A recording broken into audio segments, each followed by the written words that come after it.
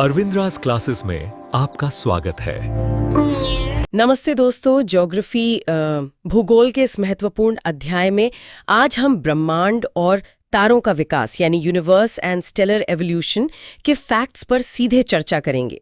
ये भौतिक भूगोल का वो आधारभूत अध्याय है जहां हम बिग बैंग से लेकर ब्लैक होल तक के निर्माण की वैज्ञानिक प्रक्रिया और उसके सटीक आंकड़ों को समझेंगे। हाँ, और देखिए अभ्यर्थियों, प्रारंभिक परीक्षा यानी प्रीलिम्स के दृष्टिकोण से ये अध्याय इसलिए भी बेहद खास है क्योंकि यहाँ हर एक चरण, चाहे वो तारे का जन्म हो या उसकी मृत्यु, एक बहुत ही सटीक गणित और मैथ्स मतलब द्रव्यमान की सीमाओं से तय होता है।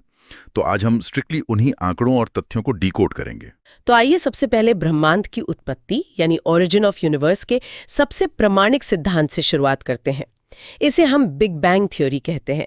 अब इस सिद्धांत के जो प्रोपोनेंट से यानी प्रतिपादक वो थे एडविन हबल। बिल्कुल, हबल ने ही साइंस की दुनिया के सामने एक्सपैंडिंग यूनिवर्स हाइपोथेसिस यानी विस्तारवादी ब्रह्मांड परिकल्पना को प्रस्तुत किया था। सही कहा।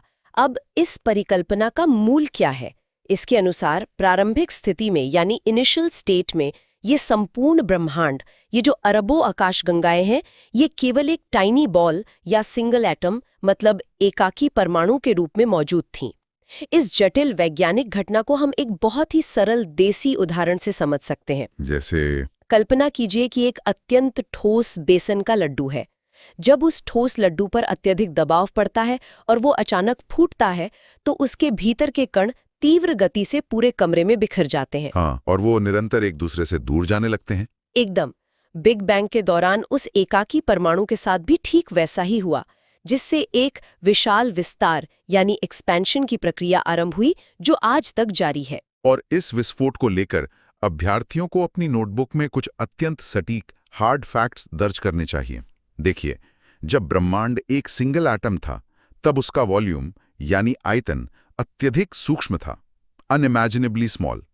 लेकिन सबसे बड़ा विरोधाभास और परीक्षा का सीधा सवाल यह है कि उस सूक्ष्म आयतन में भी तापमान और घनत्व, हाँ, टेम्परेचर और डेंसिटी दोनों ही अनंत यानी इन्फिनिट थे।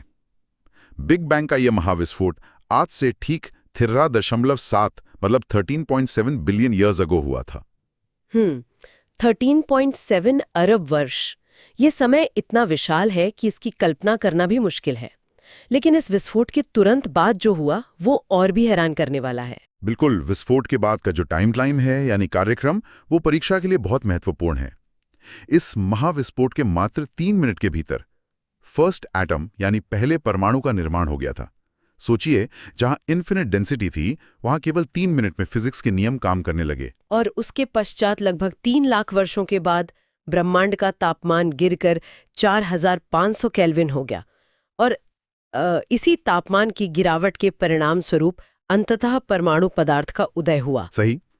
और ध्यान दे दोस्तों, इस सिद्धांत को हवा हवाई नहीं माना जाता। इसका सबसे बड़ा प्रूफ यानी प्रमाण आकाशगंगाओं के बीच की निरंतर बढ़ती दूरी है, increase in space between galaxies. जैसे जैसे समय बीत रहा है, ब्रह्मांड फैल रहा है। वैसे इसके समानांतर एक और ऑल्टरनेटिव थ्योरी है जो भूगोल में पढ़ी जाती है, जिसे हॉयल की स्टेडी स्टेट कॉन्सेप्ट यानी स्थिर अवस्था संकल्पना कहा जाता है। ये सिद्धांत मानता है कि ब्रह्मांड का ना तो कोई आदि है और ना ही अंत, वो हमेशा एक ही अवस्था में रहता है। हालांकि साइंस की दुनिया में बिग बैंग को ही सर्वाधिक मान्यता प्राप्त है। तथ्यों की इसी कड़ी में आगे बढ़ते हुए बिग बैंग के बाद कंपोनेंट्स ऑफ द यूनिवर्स यानी ब्रह्मांड के घटकों की बात करते हैं। ब्रह्मांड मुख्य रूप से एम्प्टी स्पेस यानी रिक्त स्थान है। ये एम्प्टी स्पेस ही वो कैनवस है जिस पर ब्रह्मांड की रचना हुई है। सही कहा। इस विशाल ब्रह्मांड के निर्माण की जो बिल्डिंग ब्लॉक्स हैं यानी मूल इकाई, वो है गैलेक्सी, आकाशगंगा। एक गैलेक्सी कोई छोटी-मोटी चीज नहीं होती है। ये अरगों स्टार्स, गैस के बादलों जिसमें मुख्यतः हाइड्रोजन गैस होती है और धूल का एक अत्यंत विशाल तंत्र है। तारे यानी स्टार्स वे खगोलीय पिंड है जिनका अपना स्वयं का प्रकाश और ऊष्मा होती है। और यहाँ यूपीएससी परीक्षा के लिए एक बहुत ही महत्वपूर्ण फैक्ट फाइल पर ध्यान देना आवश्यक है। स्पेस में गैलेक्सीज एक दूसरे से पूरी तरह आइसोलेटेड यानी पृथक होती हैं। इन पृथक आकाश गंगाओं और उनके भीतर के तारों को जो बल एक साथ बांध कर रखता है वो ग्रेविटेशनल पुल यानी गुरुत्वाकर्षण बल है। इसके अतिरिक्त एक आधारभूत फैक्ट ये भी है कि हमारा सन यानी सूर्य भी एक स्टार ही है। तो अगर हमारा सूर्य एक आकाशगंगा में मौजूद अरबों तारों में से एक है, तो सवाल ये उठता है कि ये तारा बना कैसे? ये खाली अंतरिक्ष अचानक एक धधकते हुए आग के गोले को कैसे जन्म देता है? आइए इस प्रक्रिया में थोड़ा गहराई से उतरते हैं और बर्थ ऑफ स्टार्स यानी तारों के जन्म को समझते हैं। इसे भूगोल में नेबुला हाइपोथेसिस मतलब निहारिका परिकल्पना के माध्यम से समझाया जाता है। नेबुला यानी निहारिका, इसको मूल रूप से तारों की नर्सरी कहा जाता है। जैसे नर्सरी में छोटे पौधे आकार लेते हैं, वैसे ही यहाँ तारे जन्म लेते हैं। बिल्कुल।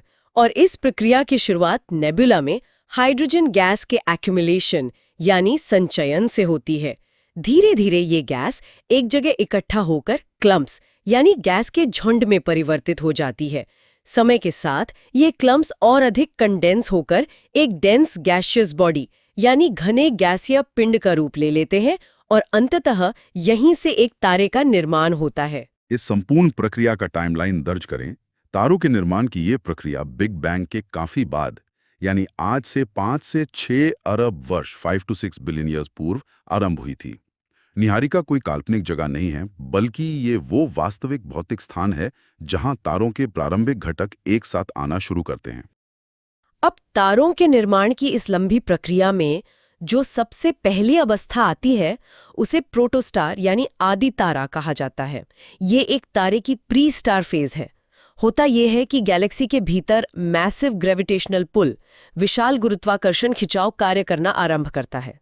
इस प्रचंड खिंचाव के कारण जो गैसीय पिंड था वो अत्यधिक कंडेंस्ड यानी संघनित होने लगता है।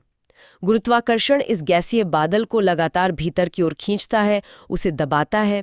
और प्रोटोस्टार के इस चरण में फिजिकल स्टेट्स के आंकड़े अचंभित करने वाले हैं। ये एक्सट्रीमली कोल्ड अवस्था है जहां टेम्परेचर लगभग -173 डिग्री सेल्सियस होता है। ये मुख्य रूप से घने गैसों, हाइड्रोजन और हीलियम का बादल होता है। परीक्षा के लिए इसे स्पष्ट रूप से याद रखें कि ये केवल गैसों का एक विशाल डार्क बॉल यानी अंधेरा गोला होता है। इस अवस्था में ये पिंड कोई लाइट एमिट नहीं करता, मतलब प्रकाश उत्सर्जित नहीं करता। अब यहीं पर सबसे बड़ा मैजिक होता है। -173 डिग्री सेल्सियस का ये अंधेरा गोला एक चमकते हुए तारे में कैसे बदलता है। इसे इग्निशन ऑफ द स्टार यानी तारे का प्रज्वलन कहते हैं। इसे भी एक छोटी सी भट्टी के उदाहरण से समझते हैं। एक भट्टी तब तक ठंडी रहती है जब तक उसमें दबाव और ईंधन का सही तालमेल ना हो, लेकिन जब उसमें अत्यधिक दबाव बढ़ता है तो ईंधन सुलग उठता है और वो प्रचंड ऊष्मा देने लगती है।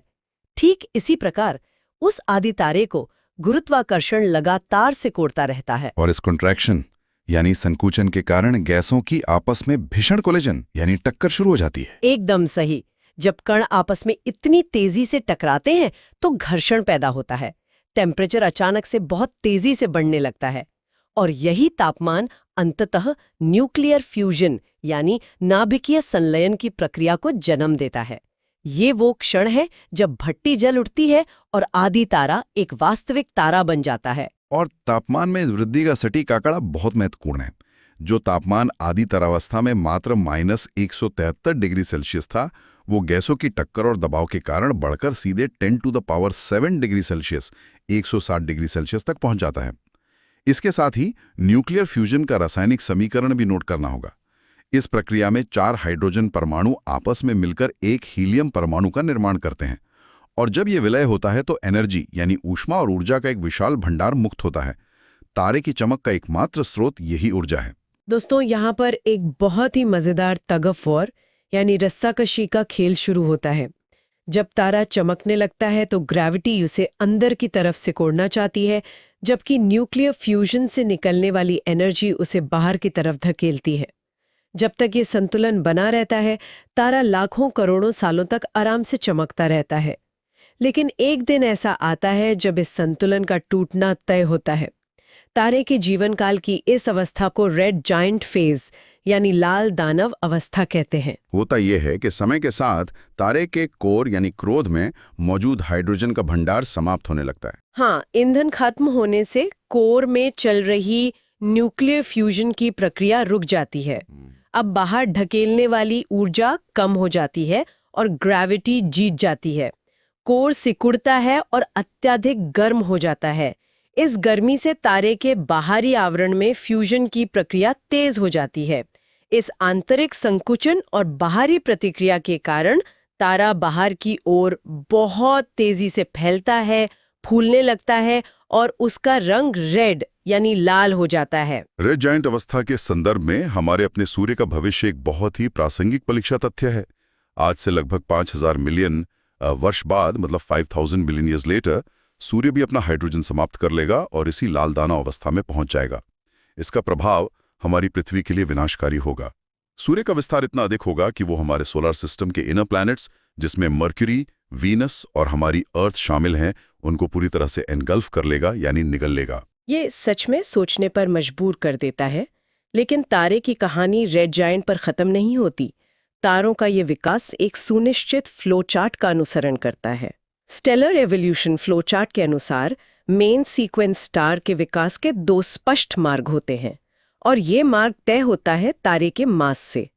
कम या मध्यम द्रव्यमान वाले तारे, लो और मीडियम मास स्टार्स जैसे कि हमारा सूर्य, पहले रेड जायंट बनते हैं। इसके बाद वे अपने बाहरी आवरण को अंतरिक्ष में फेंक देते हैं, जिसे प्लैनेटरी नेब्यूला यानी ग्रहीय निहारिका कहा जाता है। अंत में जो कोर बचता है, जिसमें हीलियम का कार्बन में फ्यूजन होता है, वो ठंडा होकर सिकुड़ जाता है और व्हाइट ड्वार्फ यानी श्वेत वामन में परिवर्तित हो जाता है। लेकिन ये द्रव्यमान कम है या ज्यादा, इसका निर्धारण कैसे होता है? यहाँ प्रीलिम्स परीक्षा का सबसे महत्वपूर्ण नियम आता है, चंद्रशेखर लिमिट यानी चंद्रशेखर सीमा। भारतीय मूल के वैज्ञानिक सुब्रमण्यम चंद्रशेखर ने ये सीमा तय की थी। इस सीमा का सटीक मान 1.44 सोलर मास यानी 1.44 मो है। नियम बहुत स्पष्ट है। यदि किसी तारे का प्रारंभिक मास 1.44 सोलर मास से कम है, तो अपने जीवन के अंत में वो तारा अनिवार्य रूप से व्हाइट ड्वार्फ ही बनेगा। बिल्कुल, ये सीमा ब्रह्मांड के सबसे बड़े रहस्यों की चाबी है। लेकिन अब उनके बारे में बात करते हैं जिनका द्रव्यमान इस सीमा से अधिक होता है। हाई मास स्टार्स यानी उच्च द्रव्यमान वाले तारे। ये तारे शांति से नहीं मरते। ये रेड सुपरजायंट बनते हैं और अपने जीवन के अंत में तारों की मृत्यु के सबसे हिंसक रूप का शिकार होते हैं। इसे सुपरनोवा एक्सप्लोजन यानी सुपरनोवा विस्फोट कहा जाता है। ये ब्रह्मांड का वो दृश्य है जिसकी कल्पना मात्र से रोंगटे खड़े हो जाते हैं। सही में, जब ऐसे विशाल तारे के कोर में ईंधन खत्म होता है, तो ग्रेविटी इतनी बेतहाशा ताकत से उसे अंदर की तरफ कुचलती है कि कोर सिकुड़कर एक बिंदु पर आ जाता है। फिर जो बची हुई हीलियम और अन्य भारी तत्व होते हैं, वे एक झटके में एक अत्यंत भीषण विस्फोट के साथ बाहर की ओर छिटक जाते हैं। यह विस्फोट इतना शक्तिशाली होता है कि कुछ पलों के लिए एक अकेला तारा पूरी गैलेक्सी से भी ज्यादा चमकदार हो जाता है। और सुपरनोवा एक्सप्लोजन के लिए जो आवश्यक कंडीशन है, उसे अभ्यर्थियों को प्रमुखता से नोट करना चाहिए। यह हिंसक विस्फोट तभी संभव है जब तारे का प्रारंभिक द्रव्यमान चंद्रशेखर सीमा से अधिक यानी सूर्य के 1.44 गुना से अधिक हो। मास ग्रेटर देन 1.44 मोल्स। ये द्रव्यमान की अधिकता ही उस ग्रेविटेशनल प्रेशर को जन्म देती है जो अंततः इतने बड़े विस्फोट का कारण बनता है। इस महाविनाश यानी सुपरनोवा विस्फोट के पश्चात जो राख या कोर बचती है, वो भी कोई सामान्य चीज नहीं होती। ये बचे हुए रेमिनेंट्स अपनी फाइनल फेट यानी अंतिम परिणति को प्राप्त होते हैं। गुरुत्वाकर्षण कोर को इस हद तक कुचलता है कि परमाणुओं के बीच की खाली जगह भी खत्म हो जाती है। इसके परिणाम स्वरूप 2 प्रकार के अत्यंत घने खगोलीय पिंड बनते हैं। पहला न्यूट्रॉन स्टार या फिर साइंस का सबसे रहस्यमय पिंड ब्लैक होल। और इन दोनों अंतिम अवस्थाओं के बीच का अंतर पूरी तरह से उनके मास पर निर्भर करता है। मास लिमिट्स इस प्रकार हैं। यदि सुपरनोवा के बाद बचे रेमनेंट का मास 1.44 से 3 गुना सोलर मास के बीच होता है, तो ग्रेविटी इलेक्ट्रॉन और प्रोटॉन को आपस में मिलाकर न्यूट्रॉन बना देती है। इसे न्यूट्रॉन स्टार कहते हैं, जो आकार में बहुत छोटा लेकिन अत्यधिक घना होता है। और वहीं दूसरी ओर यदि बचे हुए हिस्से का द्रव्यमान 3 गुना सोलर मास से अधिक है, ग्रेटर देन 3 सोलर मास, तो वो एक ब्लैक होल में परिवर्तित हो जाता है। ब्लैक होल की अद्वितीय विशेषता इसका इन्फिनिट ग्रेविटी यानी असीमित गुरुत्वाकर्षण है। ये इतना प्रचंड होता है कि वहां से प्रकाश यानी लाइट भी एस्केप नहीं कर सकती। ब्रह्मांड की इन चारों अवस्थाओं को समझने के बाद आइए अब अपने घर की ओर लौटते हैं, हमारे अपने सोलर सिस्टम के केंद्र यानी सूर्य की ओर। सूर्य कोई ठोस जमीन नहीं है, ये मूल रूप से गर्म गैसों जिसमें मुख्यतः हाइड्रोजन है, उसका एक अत्यंत विशाल गोला है। भूगोल में इंटरनल स्ट्रक्चर ऑफ सन यानी सूर्य की आंतरिक संरचना को मुख्य रूप से 3 भागों में विभाजित किया जाता है। सबसे भीतर होता है कोर, जो सूर्य का मुख्य एनर्जी जनरेटर है। यहीं पर वो न्यूक्लियर फ्यूजन चल रहा है जो पूरे सोलर सिस्टम को ऊर्जा देता है। कोर के ठीक बाहर का हिस्सा रेडिएटिव जोन यानी विकिरण क्षेत्र कहलाता है और सबसे बाहरी आंतरिक परत कन्वेक्शन जोन यानी संवहन क्षेत्र कहलाती है। कोर में बनी ऊर्जा इन्हीं परतों से संघर्ष करते हुए बाहर की ओर यात्रा करती है। इंटरनल स्ट्रक्चर के बाद सोलर एटमॉस्फेयर यानी सूर्य का वायुमंडल परीक्षा के लिए और भी प्रासंगिक हो जाता है। सूर्य की जो चमकने वाली विजिबल सरफेस हम पृथ्वी से देखते हैं उसे फोटोस्फेयर यानी प्रकाश मंडल कहा जाता है। इस फोटोस्फेयर का तापमान लगभग 6000 डिग्री सेल्सियस यानी 6000 डिग्री सेल्सियस होता है। लेकिन सूर्य के वायुमंडल का सबसे बाहरी आवरण, जिसे कोरोना कहते हैं, वो एक अलग ही पहेली है। हाँ, कोरोना को सामान्यतः नहीं देखा जा सकता है। ये केवल टोटल सोलर इक्लिप्स यानी पूर्ण सूर्य ग्रहण के समय ही एक चमकते हुए मुकुट की तरह दिखाई देता है। और इस कोरोना का तापमान फोटोस्फेयर से कहीं अधिक आश्चर्यजनक रूप से लगभग 2 मिलियन डिग्रीज होता है। इसके अलावा 2 अन्य महत्वपूर्ण जियोग्राफिकल फिनोमेना हैं। पहली है सोलर विंड यानी सौर पवन, जो कोरोना से निकलने वाली चार्ज्ड पार्टिकल्स की तीव्र धाराएं हैं, और दूसरी है सनस्पॉट्स यानी सौर कलंक, जो सूर्य की सतह पर दिखाई देने वाले काले धब्बे होते हैं। ये काले धब्बे वास्तव में फोटोस्फेयर पर मौजूद कम तापमान वाले क्षेत्र होते हैं। ब्रह्मांड, तारों और सूर्य की इस गहन वैज्ञानिक चर्चा के बाद अब हम अंत में एक ऐसे विशिष्ट क्षेत्र की बात करेंगे जो हमारे और आपके अस्तित्व के लिए सबसे महत्वपूर्ण है, गोल्डीलॉक्स जोन। आप सबने बचपन में गोल्डीलॉक्स की कहानी सुनी होगी, जहां उसे न तो बहुत गर्म सूप पसंद था और ना ही बहुत ठंडा। बस उसी तरस पर अंतरिक्ष में यह सिद्धांत लागू होता है, neither too hot nor too cold, ना तो बहुत अधिक गर्म और ना ही बहुत अधिक ठंडा। किसी भी तारे के चारों ओर एक निश्चित दूरी पर एक ऐसा क्षेत्र होता है जहां का तापमान बिल्कुल बैलेंस होता है। इस गोल्डीलॉक्स जोन को भूगोल में हैबिटेबल जोन यानी आवासीय क्षेत्र भी कहा जाता है। ये किसी भी तारे के चारों ओर का वो विशिष्ट क्षेत्र होता है जहां तापमान इतना अनुकूल होता है कि वहां किसी ग्रह की सतह पर लिक्विड वाटर यानी तरल पानी का होना संभव हो पाता है। हमारी पृथ्वी अर्थ सूर्य के इसी गोल्डीलॉक्स जोन में स्थित है। तरल पानी की उपस्थिति के कारण ही ये जोन जीवन के पनपने के लिए एसेंशियल फॉर लाइफ यानी अनिवार्य माना जाता है। तो दोस्तों, हमने बिग बैंग से लेकर ब्लैक होल और गोल्डीलॉक्स जोन तक के पूरे सफर को तथ्यों के साथ समझ लिया है। अब समय है अपनी मेमोरी को टेस्ट करने का। चलिए शुरू करते हैं rapid fire revision. Big bang का समय 13.7 अरब वर्ष पूर्व, तारों का प्रारंभिक तापमान और अवस्था, -173 डिग्री सेल्सियस प्रोटोस्टार, तारों में ऊर्जा का स्रोत, नाभिकीय संलयन यानी कि न्यूक्लियर फ्यूजन, हाइड्रोजन से हीलियम, चंद्रशेखर सीमा, 1.44 सोलर मास, ब्लैक होल की द्रव्यमान सीमा, 3 सोलर मास से अधिक, सूर्य के प्रकाश मंडल का तापमान, 6000 डिग्री सेल्सियस, पृथ्वी का स्थान, गोल्डीलॉक्स जोन यानी आवासीय क्षेत्र। और अभ्यर्थियों, जाने से पहले इस एक विचार पर गहराई से सोचिएगा। आज हमारे शरीर में मौजूद कार्बन का हर एक परमाणु, हमारे रक्त में मौजूद आयरन, अरबों साल पहले किसी लाल दानव तारे के कोर में हुए संलयन और सुपरनोवा विस्फोट के दौरान ही निर्मित हुआ था। तकनीकी रूप से हम सभी मरे हुए तारों की राख से बने हैं। हम ब्रह्मांड का ही वो हिस्सा है जो खुद ब्रह्मांड को समझने की कोशिश कर रहा है। इसे याद रखिएगा। इस अध्याय से इतना ही। धन्यवाद। अब चलते हैं अपने अगले अध्याय की ओर। नमस्ते दोस्तों, ज्योग्राफी के इस महत्वपूर्ण अध्याय में आज हम सौरमंडल यानी सोलर सिस्टम के फैक्ट्स पर सीधे चर्चा करेंगे। अंतरिक्ष में पृथ्वी की स्थिति और अन्य ग्रहों की भौतिक संरचना यानी फिजिकल स्ट्रक्चर को समझना हमारी प्रारंभिक परीक्षाओं के लिए अत्यंत महत्वपूर्ण है। हाँ, बिल्कुल। और आज के इस गहन विश्लेषण में हमारा मिशन एकदम स्पष्ट है। हम इन ग्रहों की सटीक परिभाषा को डिकोड करेंगे, साथ ही टेरेस्ट्रियल यानी पार्थिव और जोवियन ग्रहों के बीच के अंतर को हार्ड फैक्ट्स के आधार पर समझेंगे। सही। और चंद्रमा की उत्पत्ति यानी मून ओरिजिन के सिद्धांतों का भी तथ्य आधारित दृष्टिकोण से विश्लेषण करेंगे।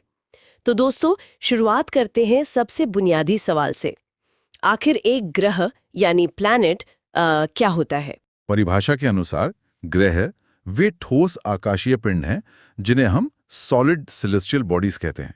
ये एक तारे जैसे हमारा सूर्य, उसके चारों ओर बंद दीर्घवृत्ताकार पथों में घूमते हैं। इन्हें क्लोज्ड इलिप्टिकल पाथ्स कहा जाता है। इसे एक आसान देसी उदाहरण से समझते हैं। जैसे किसी खेल के मैदान में एक अंडाकार ट्रैक पर धावक दौड़ते हैं, ठीक वैसे ही ये सभी ग्रह सूर्य के चारों ओर एक निश्चित ट्रैक पर परिक्रमा करते हैं, अपने ट्रैक से बाहर नहीं जाते। बिल्कुल। और इनकी भौतिक विशेषताओं के डेटा पॉइंट्स ध्यान में रखना जरूरी है। सबसे पहला हार्ड फैक्ट ये है कि इन ग्रहों का अपना कोई प्रकाश नहीं होता। ये रॉक और मेटल से निर्मित हैं, यानी चट्टान और धातु। ये केवल सूर्य के प्रकाश के परावर्तन लाइट रिफ्लेक्शन से चमकते हैं। सही। दूसरा फैक्ट इनकी गति की दिशा है। ये सूर्य के चारों ओर पश्चिम से पूर्व वेस्ट टू ईस्ट परिक्रमा करते हैं। और सौरमंडल में कुल प्रमुख ग्रह 8 हैं। 8 ग्रह, और इनकी सापेक्ष स्थिति रिलेटिव पोजीशन प्रतिदिन बदलती रहती है क्योंकि सबकी गति अलग है। अब इन 8 ग्रहों की बात आती है तो प्लूटो के बारे में सवाल उठता है। एक लंबा समय था जब हम प्लूटो को नवा ग्रह मानते थे, लेकिन IAU इंटरनेशनल एस्ट्रोनॉमिकल यूनियन ने 3 कड़ी शर्तें रखी हैं किसी पिंड को ग्रह मानने के लिए। पहली शर्त है ऑर्बिट, सूर्य की परिक्रमा करना। दूसरी है शेप, हाइड्रोस्टैटिक संतुलन, जिससे वह लगभग गोलाकार यानी स्फेरिकल आकार ले। और तीसरी सबसे अहम शर्त है क्लियरिंग द नेबरहुड। इसका अर्थ है कि उसने अपने आसपास के क्षेत्र को साफ कर लिया हो। यही प्लूटो फेल हो गया। फैक्ट चेक देखें तो पहली 2 शर्तें पूरी थीं, ऑर्बिट और स्फेरिकल शेप, पर तीसरी शर्त गुरुत्वाकर्षण से जुड़ी है। एग्जैक्टली। प्लूटो की कक्षा में किसी प्रमुख गुरुत्वाकर्षण पिंड का अभाव था। वह छोटे पिंडों को हटा नहीं पाया। इसी कारण IAU ने निष्कर्ष निकाला कि प्लूटो अब प्रमुख ग्रह नहीं है। इसे एक नई श्रेणी में रखा गया है, ड्वार्फ प्लैनेट यानी बौना ग्रह। अब वापस 8 ग्रहों पर आए तो इन्हें 2 हिस्सों में बांट सकते हैं। पहला, इनर सर्कल, जिसके सदस्यों को हम टेरेस्ट्रियल प्लैनेट्स या पार्थिव ग्रह कहते हैं। इसमें 4 ग्रह हैं, बुध, शुक्र, पृथ्वी और मंगल। मर्क्यूरी, वीनस, अर्थ और मार्स। इन्हें सौर मंडल का आंगन या इनर कॉर्टयार्ड समझ सकते हैं। इनकी मुख्य विशेषता पृथ्वी जैसी ठोस चट्टानी सतह है, जिसे भूगोल में टेरा फिर्मा कहते हैं। इनके स्थान का डाटा पॉइंट देखें तो ये सूर्य और एस्ट्रॉइड बेल्ट, क्षुद्र ग्रह बेल्ट के बीच स्थित हैं। इनकी संरचना अत्यंत कॉम्पैक्ट है, पूरी तरह रॉक और मेटल की। एक और महत्वपूर्ण हार्ड फैक्ट है कि इन चारों पार्थिव ग्रहों में कोई वलय प्रणाली, रिंग्स नहीं है। और जहां तक उपग्रहों यानी मून्स की बात है, इन चारों को मिलाकर कुल उपग्रह केवल 3 हैं। पृथ्वी के पास 1, मंगल के पास 2, बुध और शुक्र के पास 0। अब इनके वायुमंडल यानी एटमॉस्फेयर पर आते हैं। बुध पूरी तरह वायुमंडल रहित है, नो एटमॉस्फेयर। शुक्र का मामला बेहद एक्सट्रीम है। हाँ, वीनस का वायुमंडल बेहद घने CO2 का बना है। यहाँ अत्यधिक गर्मी और परमानेंट क्लाउड्स, स्थायी बादल रहते हैं, जिससे सतह अदृश्य लगती है। वहीं मंगल पर विरल थिन CO2 एटमॉस्फेयर है। इनके भौगोलिक साक्ष्य और मैग्नेटिज्म का डेटा भी अहम है। बिल्कुल। बुध के पोलर क्रीटर्स में वाटर आइस के प्रमाण हैं, और मंगल की पोलर कैप्स ध्रुवीय टोपियां, CO2 बर्फ और जल बर्फ का मिश्रण है। और चुंबकत्व यानी मैग्नेटिज्म, ग्लोबल मैग्नेटिक फील्ड, वैश्विक चुंबकीय क्षेत्र, केवल पृथ्वी के पास है। मंगल और चंद्रमा पर चुंबकीय क्षेत्र है, पर केवल लोकल फील्ड के रूप में। पृथ्वी का ये ग्लोबल फील्ड एक कवच जैसा है। अब एस्ट्रॉइड बेल्ट पार करके बाहरी हिस्से में चले तो वहां जोवियन प्लैनेट्स हैं, गैस जायंट्स। जोवियन का अर्थ है बृहस्पति सदृश, जुपिटर लाइक। इसमें बृहस्पति, शनि, अरुण और वरुण हैं। ये ठोस नहीं, मुख्य रूप से गैसियां हैं। हाइड्रोजन और हीलियम से बने। अगर पार्थिव ग्रह ठोस कांचे हैं तो ये जोवियन ग्रह विशालकाय गैस के गुब्बारे हैं। इन गैस जायंट्स के 3 मुख्य सामान्य लक्षण हैं। ये पृथ्वी से बहुत विशाल, गिगांटिक हैं। सभी के पास मजबूत चुंबकीय क्षेत्र और वलय प्रणाली, रिंग सिस्टम्स हैं। साथ ही इनके पास अनेक उपग्रह, न्यूमरस मून्स हैं। सबसे बड़े ग्रह बृहस्पति यानी जुपिटर की बात करें तो इसका द्रव्यमान, मास इतना अधिक है कि बाकी सभी ग्रहों का योग मिलाकर भी जुपिटर उससे भारी है, और ये लगातार इलेक्ट्रोमैग्नेटिक एनर्जी उत्सर्जित करता है। इसके 4 प्रमुख गैलीलियन मून्स का डेटा जरूरी है। पहला मून है आयो। यहाँ सौर मंडल के सबसे सक्रिय ज्वालामुखी, मोस्ट एक्टिव वोल्केनोज पाए जाते हैं। कारण है टाइडल हीटिंग, ज्वारीय ताप। दूसरा है यूरोपा, बर्फ का चिकना आवरण और ठीक नीचे तरल महासागर, लिक्विड ओशन होने की संभावना। तीसरा मून गैनीमेड है, सौर मंडल का सबसे बड़ा उपग्रह। इसकी सतह पर पहाड़ और क्रेटर दोनों हैं। और चौथा कैलिस्टो, ये सबसे बाहरी और अत्यधिक क्रेटर युक्त हेविली क्रेटेड मून है। अब जुपिटर के बाद शनि, सैटर्न और आउटर जायंट्स की तरफ चलते हैं। शनि नग्न आंखों से दिखने वाला सबसे दूर का ग्रह है। इसकी रिंग स्ट्रक्चर अत्यंत जटिल है, धूल से लेकर बड़े पत्थरों जैसे बर्फ के कणों से बनी है। इसका सबसे खास उपग्रह है टाइटन, सौर मंडल का दूसरा सबसे बड़ा उपग्रह। इसकी खासियत इसका आकार नहीं, इसका वायुमंडल है। टाइटन के पास अपना सघन वायुमंडल है। एक उपग्रह के लिए वायुमंडल होना दुर्लभ है। अन्य बाह्याग्रह अरुण और वरुण, यूरेनस और नेपट्यून हैं। इनके पास भी अपनी रिंग्स और मैग्नेटिक फील्ड्स हैं। तो अब पार्थिव और जोवियन ग्रहों का एक तुलनात्मक अध्ययन, कंपैरेटिव स्टडी कर लेते हैं। संरचना में पार्थिव ग्रह चट्टानी और धातु के हैं, रॉकी एंड मेटल, जबकि जोवियन ग्रह गैसीय हैं, हाइड्रोजन और हीलियम। घनत्व यानी डेंसिटी में पार्थिव का घनत्व उच्च, हाई है, जोवियन का कम, लो है। आकार की बात करें तो पार्थिव छोटे, स्मॉल साइज होते हैं। जोवियन विशाल, गाइगेंटिक साइज धारण करते हैं।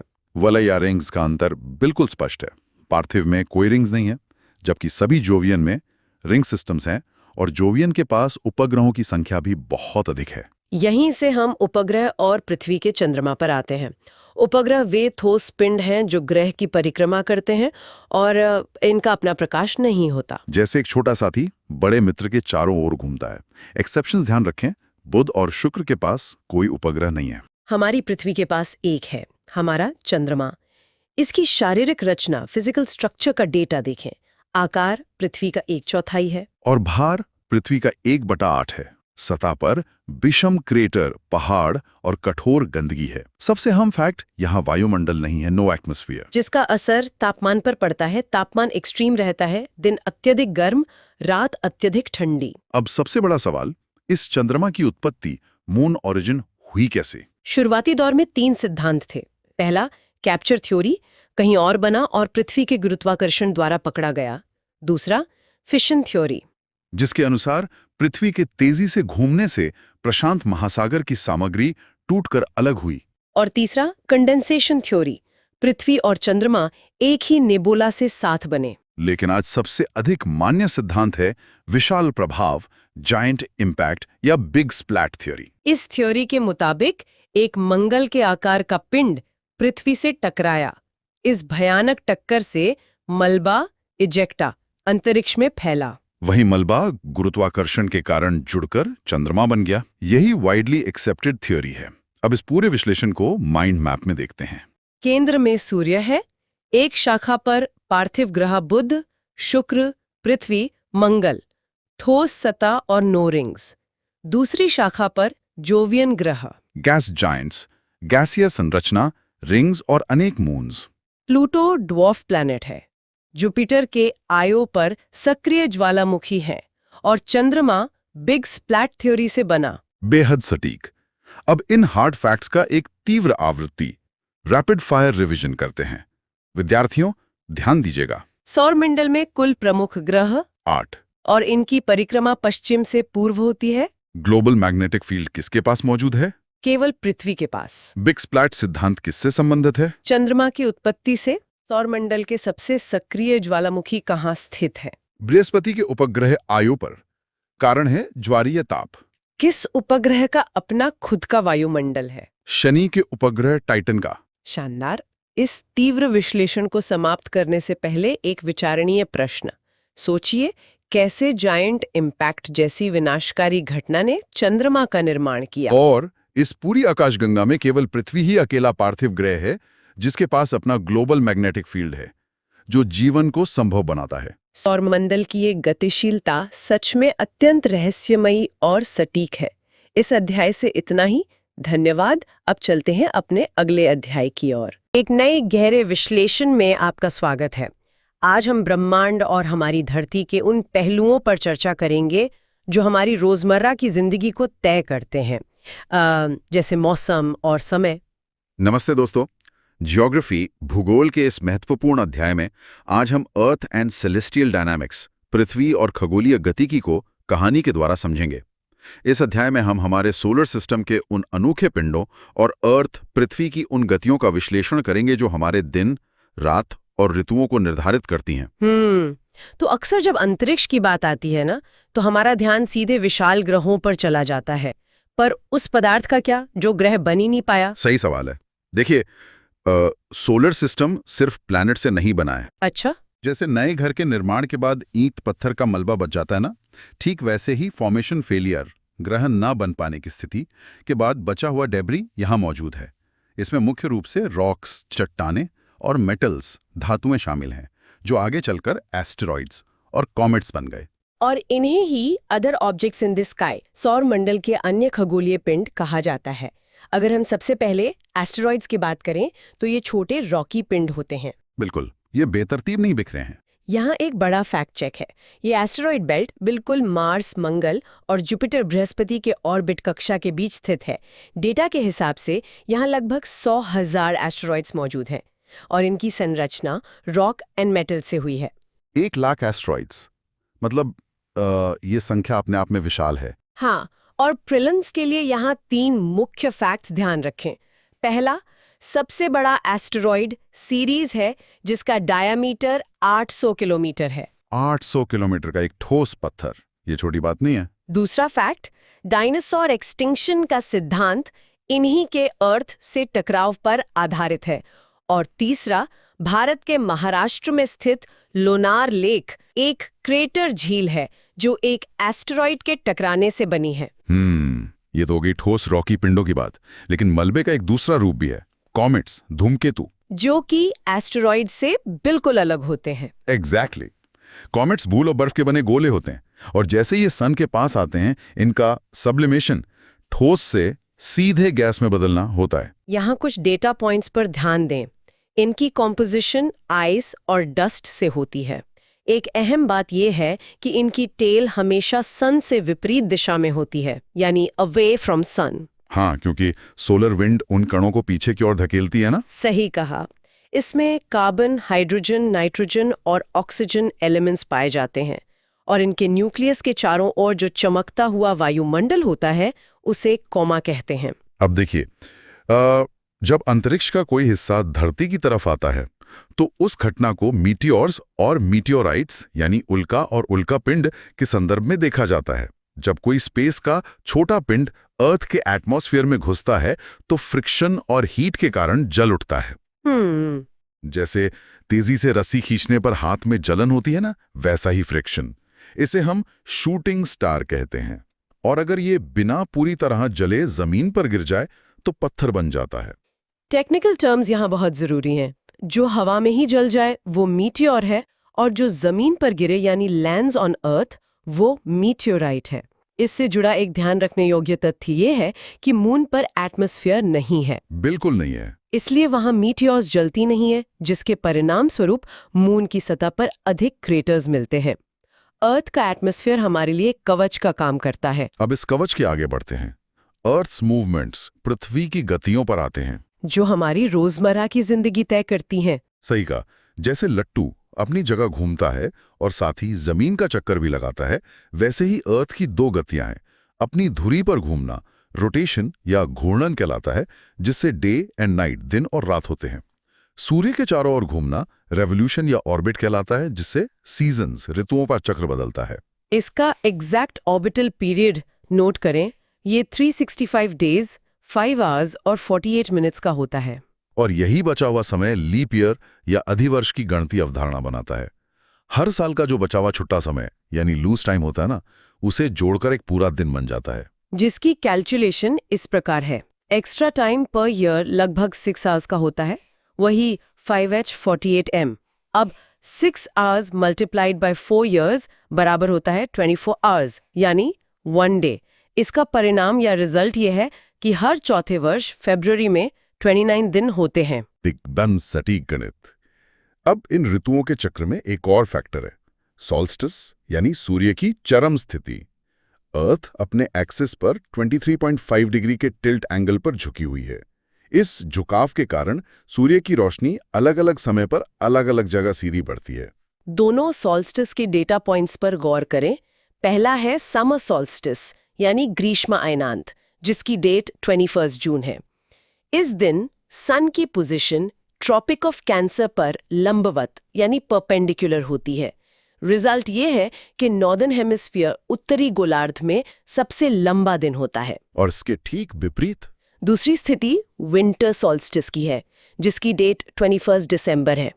पोजीशन है सूर्य ट्रॉपिक ऑफ कैप्रिकॉर्न पर लंबवत होता है। रिजल्ट नॉर्दर्न हेमिस्फीयर, उत्तरी गोलार्ध में सबसे छोटा दिन। लेकिन इन दोनों स्थितियों के बीच एक ऐसी स्थिति भी आती है जब सब कुछ बराबर होता है। इसकी डेट्स नोट करें।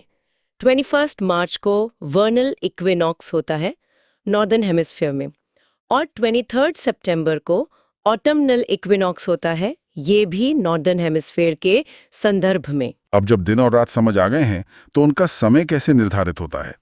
यहाँ बात आती है टाइम जोन्स और लॉन्जिट्यूड की। जैसे संतरे की फांके यानी ऑरेंज स्लाइसेस होती है ना, वैसे ही पूरी अर्थ को समय के अनुसार खंडों में बांटा गया है। एग्जैक्ट फैक्ट्स ये हैं कि टोटल जोन्स 24 है। कैलकुलेशन इस प्रकार है कि एक जोन इक्वल्स 1 आवर, जो 15 डिग्री लॉन्गिट्यूड यानी देशांतर के बराबर होता है। 0 डिग्री लाइन सेंटर में है। और दिशा के हिसाब से समय बदलता है। हाँ, अगर आप मूव वेस्ट पश्चिम दिशा करते हैं तो टाइम माइनस होता है, अगर मूव ईस्ट करते हैं तो टाइम प्लस होता है। लंबी दूरी की विमान यात्रा यानी एयर ट्रैवल से शरीर की बायोलॉजिकल क्लॉक यानी जैविक घड़ी का अस्त व्यस्त होना जेट लैग कहलाता है। अब घूर्णन यानी घूमने के सिर्फ दिन और रात पर ही असर नहीं होते, इसके इफेक्ट्स ऑफ रोटेशन धरती के कई हिस्सों पर पड़ते हैं। इनके 4 मुख्य प्रभाव लिस्ट करें। पहला, शेप, जिसमें फ्लैटनिंग ऑफ द पोल्स यानी ध्रुवों पर चपटापन देखा जाता है। दूसरा, ओशनोग्राफी, यहाँ मरीन करंट्स यानी समुद्री धाराओं की दिशा निर्धारित होती है। और तीसरा और चौथा? तीसरा है टाइम, समय, जिससे अलग अलग टाइम जोन्स बनते हैं। और चौथा है इन्वर्जन, विपरीतता, मतलब जब नॉर्थ में समर होती है तब साउथ में विंटर होती है। बिल्कुल। इन सभी भौतिक घटनाओं के साथ साथ अंतरिक्ष की एक और आकर्षक घटना है इक्लिप्सेस, ग्रहण, जो हमेशा से लोगों के लिए दिलचस्प रही है ना? जब सूर्य, पृथ्वी और चंद्रमा एक सीधी लाइन में आते हैं तो ग्रहण लगता है। दोनों ग्रहण के अलाइनमेंट्स याद रखें। सोलर इक्लिप्स में अलाइनमेंट है सन, फिर मून और आखिर में अर्थ। चंद्रमा बीच में आ जाता है। इसकी कंडीशन ये है कि ये केवल न्यू मून को होता है। और चंद्र ग्रहण में लूनर इक्लिप्स में अलाइनमेंट है सन, उसके बाद अर्थ और फिर मून। यहाँ पृथ्वी बीच में आ जाती है। कंडीशन ये है कि ये केवल फुल मून यानी पूर्णिमा को होता है। जियोटर्म बॉक्स के अनुसार उम्रा पूर्ण छाया का मतलब है टोटल डार्क पार्ट, और पेनम्ब्रा आंशिक छाया का मतलब है पार्शियल शैडो। तो चलिए अब सारी बातों को जल्दी से रिवाइज कर लेते हैं। रैपिड फायर रिवीजन, एक क्विक फैक्ट लिस्ट रिकैप करते हैं। शुरू करें। एस्ट्रॉइड बेल्ट, मार्स और जुपिटर ऑर्बिट के बीच। सबसे बड़ा asteroid. Series 800 kilometre diameter. Comet की पूंछ की दिशा। सूर्य से विपरीत यानी अवे फ्रॉम सन। अर्थ का ऑर्बिटल पीरियड। 365 दिन 5 घंटे 48 मिनट। Summer solstice. 21 जून ट्रॉपिक ऑफ कैंसर, कर्क रेखा पर लंबवत। विंटर सॉल्स्टिस, 21 दिसंबर, ट्रॉपिक ऑफ कैप्रिकॉर्न, मकर रेखा पर लंबवत। वर्नल इक्विनॉक्स और ऑटमनल इक्विनॉक्स 21 मार्च और 23 सितंबर। एक टाइम जोन किसके बराबर है? 1 घंटा यानी 15 डिग्री लॉन्गिट्यूड देशांतर। सोलर इक्लिप्स की स्थिति? सन, उसके बाद मून, फिर अर्थ। ये केवल न्यू मून यानी अमावस्या पर होता है। मूनर इक्लिप्स की स्थिति? सन, उसके बाद अर्थ और फिर मून। ये केवल फुल मून यानी पूर्णिमा पर होता है। बहुत बढ़िया। अब इन सब तथ्यात्मकों को समझने के बाद एक आखिरी विचार है। एक ऐसी स्थिति की कल्पना करें जहां पृथ्वी का एक्सिस पर झुकाव 23.5 डिग्री ना होकर बिल्कुल 0 डिग्री होता, तो क्या होता? एक बहुत ही गहरा सवाल है। बिल्कुल। क्या ऐसी स्थिति में हमारी ऋतुओं का चक्र कैसा होता? यही सोचने वाली बात है। इस अध्याय से इतना है। धन्यवाद।